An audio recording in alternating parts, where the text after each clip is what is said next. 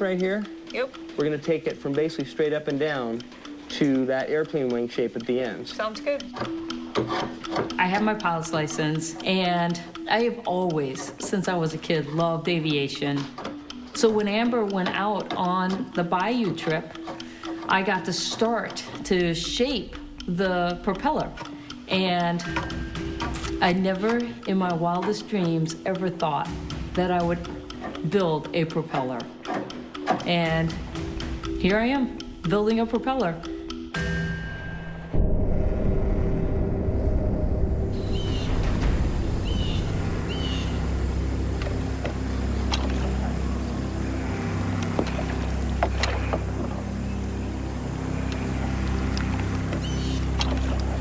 I should be glad when you're on a boat with a motor. Should be glad I'm on a boat with a real paddle. Just fishing. I think pretty soon we're gonna come up on some good wildlife, some alligator or some nutria. All right, switch. Kind of creepy, like a old ghost town. It is kind of like a bayou ghost town. Yeah. Huh. Yeah, no one's been around here for a long time. Well, no one we know. The bayou is a big open space, so you can really breathe and you can see all around. But the bayou is full of like wiped out fish camps, wiped out homes. There is a creepy element to the bayou. There's moss growing on the trees. You kind of imagine like around any corner there could be danger. Greenhouse right there, the roof is completely collapsed in. Completely tore up.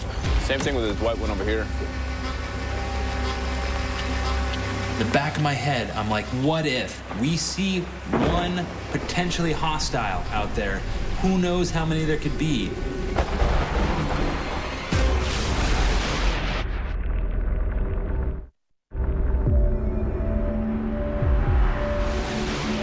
That bench looks dry, This though. gives me the creeps, man. I wonder if there's anybody out here but us. They are. They can see us. No way we can see them. Hey, check out that house. That's the only good one I've seen so far. Looks like somebody was building on it and then just stopped. Why don't we pull up next to it and see what we got? Okay, but keep eyes open because you never know if somebody else is already using it. Yeah, I got you. When we came upon the fish camp, we were pretty excited to check it out. It had a good dock, and the camp itself looked really clean. Hello? Anybody here? Clear. All right. Clear. We cleared room by room by room, and when we didn't find anybody there, we made camp. All I know is that this place Nails. looks 300 times better than where we've been staying. This is sweet. Yeah, this place is like clean. Not only is it clean, but there's a bunch of stuff that we can actually, like, We can improve do? it. We can make it better. Oh, much better. We have raw materials to build stuff. We got We at got- least 4 rooms. We got comfy living quarters. We got a bathroom that needs to be finished, but it's usable. I'm looking at the fishing camp, and it's like I can't even believe my eyes. After living in the colony, you have burnt buildings, concrete everywhere, and seeing the fishing camp, it's completely different. It's like night and day. I think it's easier to defend. You can see all the way around you, 360 degrees. Yeah. Well, if we can stay at least 24 hours and, you know, get a feel if somebody comes back, that's a good start. This place is cool, man. Well, I mean, you're right on the water, too. Like, water will never be an issue. So you guys want to go hunting? I can stay here and try and consolidate stuff.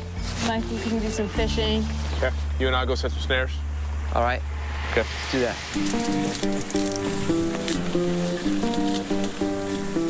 Oh, look at this freshwater pond. Now what? Let's run up and down and see if we see any small animal trails so we can set snares. We touch land, and the first thing we decide to do is go explore and see what the natural life is like there, what kind of animals we can find. There's so many flipping nutria holes. I'm gonna set a snare right here. Oh, yeah. I got you. See it? See the claw? Yeah, I like this. I'm gonna put one right here. I got one spring snare, and then the rest are just basically set low in game trails, so that when the animal walks through, that little wire goes around their neck or around their feet as they're walking.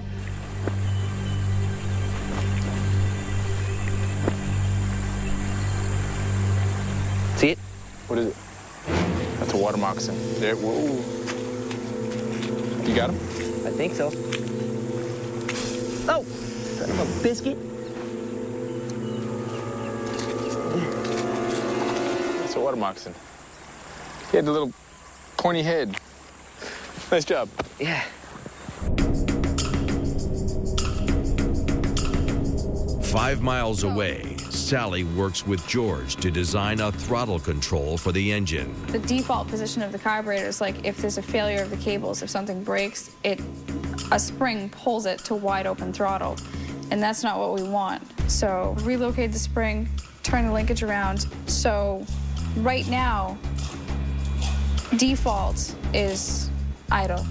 Oh, terrific. It works backwards, so we don't have to redesign anything on your end other than That's a great idea. there's a little less anxiety about this thing failing and going wide open throttle. So, Right. Yeah, that Simple. makes me breathe a lot easier. I would hate to have a runaway motor with us racing across the bayou or out into the middle of the ocean. yeah. When you push forward the throttle, it lets more fuel into the engine to make the engine go faster. I'm making the control box for the levers that will pull the throttle cables on the engine for the fan boat. And we're gonna have notches at different points so that we can set the lever in different places depending on how fast we want the engine to go. As I started working the wood, I could just see the propeller come into shape, and that's pretty cool.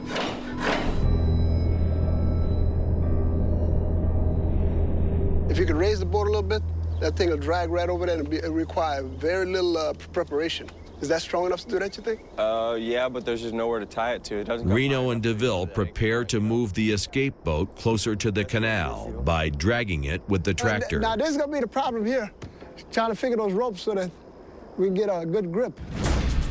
2 days ago, the colonists found the tractor's rear tires, and they repaired the front tire with a wedding dress.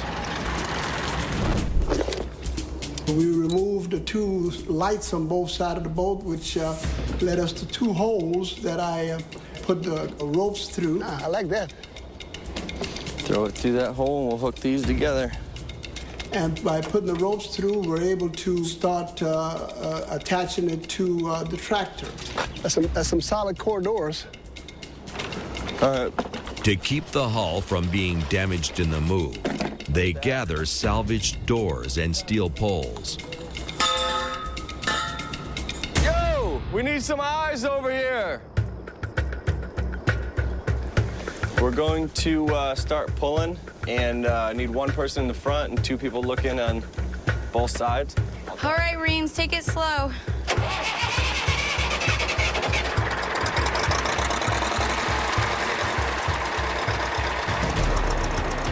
I am extremely nervous. If anything goes wrong and we rip a hole in the bottom of this boat, it's not gonna be an easy repair.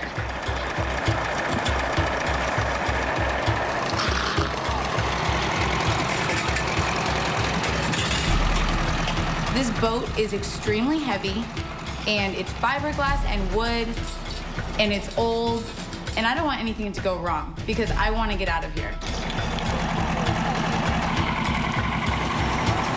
Good job, Sal. We got this. All righty.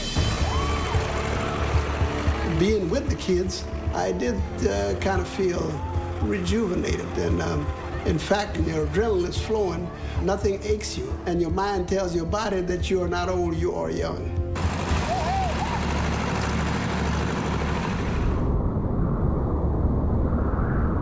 We only have an 80 horsepower engine, so the propeller needs to be a lot smaller than we initially thought. You are gonna hold that as I begin to make this cut here. We had to shave a lot of that propeller down so that it will fit the engine mount and it will work with the size of our engine. With the escape boat in place, the next crucial step is mounting the engine. The motor mount's built. It's bolted to the motor. We know the motor runs. So we had to get the motor moved over to the boat. 1, 2, 3. We got 6 people, and we picked it up from the VOPA tent and utilized trike and pushed it to the escape boat. Now set it down. And fit like a glove.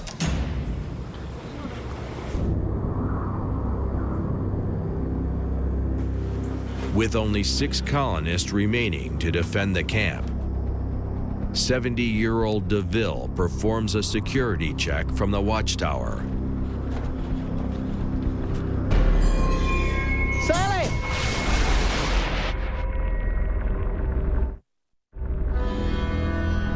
Sally! What? I see a man with binoculars. George, second floor. Somebody's watching us right now. He's on the Volpa tent side. All right, Coop, what do you got?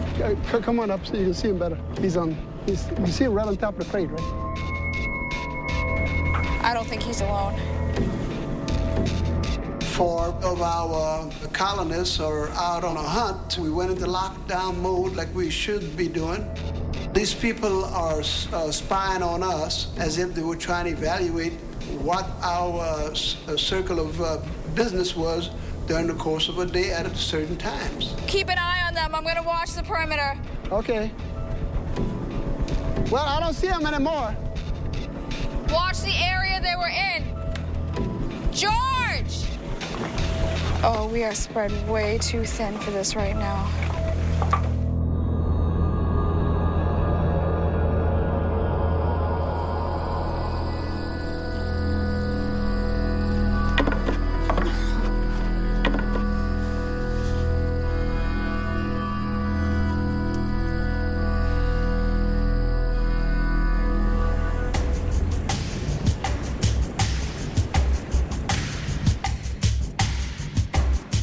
Sun's up, we got stuff to do today. Let's go. We gotta go check our traps. I was sleeping on boards for 6 weeks. To lay down on a soft bed, It feels amazing. Hey, I actually forgot where we set those traps at. Go this way, they're right on this line. Yes, sir. What you got, bro? Got a nutria. Or you wanna leave them here and go check the rest of our traps and then come back and get them? Yeah, that's what I'm carrying. Oh, that's a rat snake. Got him? Oh, what you saw. There you go. Very nice. This place is just awesome. It's a virtual grocery store.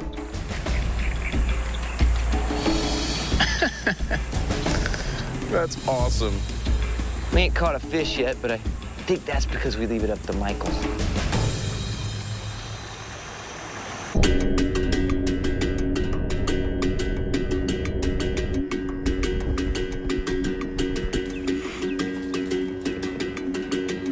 I'm gonna hack off all these wires with the reciprocating saw and then hack off this frame and then hack off everything off the back. So basically, I'll be left with this cone.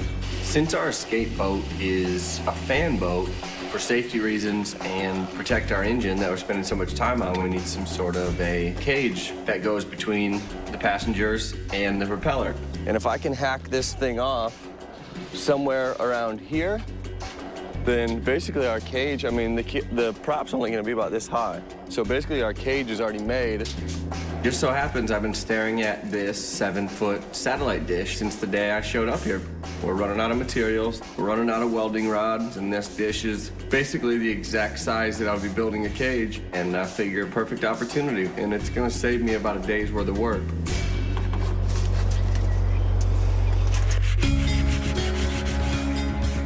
I really love working on this propeller, and it is something that will last with me for the rest of my life. George, come here, you guys see this. Look, the prop's balanced. Look at that. Goes right back to center. That's beautiful. Isn't that cool? Good job. Thanks. This is the best project I've ever done. And to bring my love of aviation into the colony and to build a prop, there's nothing that can beat that. The first step in making this cage basically is getting the satellite dish over to the boat. There is a rack on the back of the boat right now that's aluminum, and the satellite dish is made out of aluminum. You can't weld aluminum, so I have to come up with a better way to fasten it. Just trying to make sure that this doesn't go anywhere. It's pretty rock solid in place, but